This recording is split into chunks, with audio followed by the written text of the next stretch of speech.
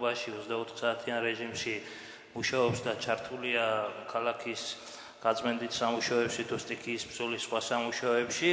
გუშინ თელეგრამის განმავლობაში ქალაქის მერი უშუალოდ ხელმძღვანელობდა შტაბს და უშუალოდ ჩართული იყო ქალაქის ქუჩების გაწმენდის სამუშაოებში.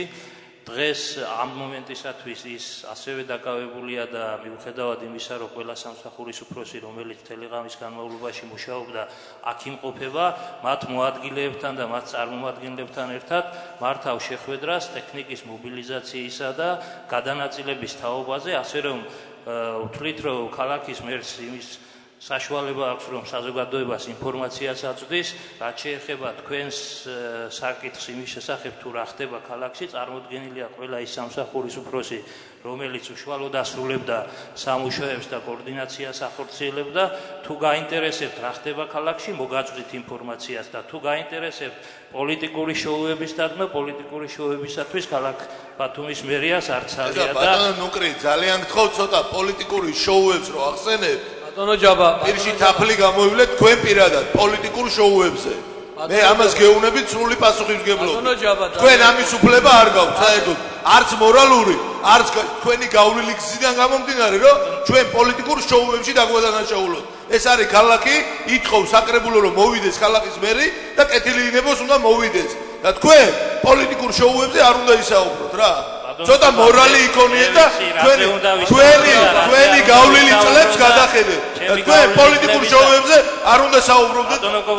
გავლილი წლებისაც არ მეამაყება და თქვენ გავლილი წლებს გადახედეთ რა. ჯაბა, ძალიან გთხოვ კოლეგებს ვცეთ პატივი. გიორგი.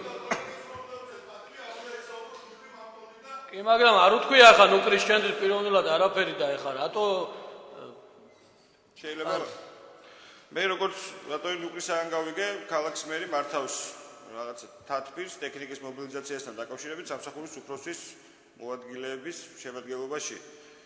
მე კოლეგებო მართლა მინდა გითხრათ, რომ ძალიან პრინციპულად მნიშვნელოვანია, რომ ქალაქის მერმა გააკეთოს დღეს მოხსენება და არა ქალაქის მერის მიერ წარმოდგენილმა იმ ადამიანებმა, რომელსაც ძალიან დიდ პატივს სცემ, ბუნებრივია.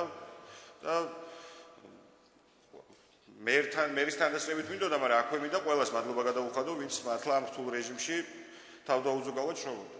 მაგრამ გამომდინარე იქედან, რომ ქალაქის მერს სხვა რამე პრობლემა არ ქონია, ქალაქიდან გასული არ ყოფილა, ჯანმრთელად ყოფილა და სამსახურშიც ყოფილა და თათბირს მართავს, ასევე მეც ყობას ვგავსად ფრაქციის სახელით ისევ ვითხოვ კენჭისყრამდე აწუთიან შესვენებას.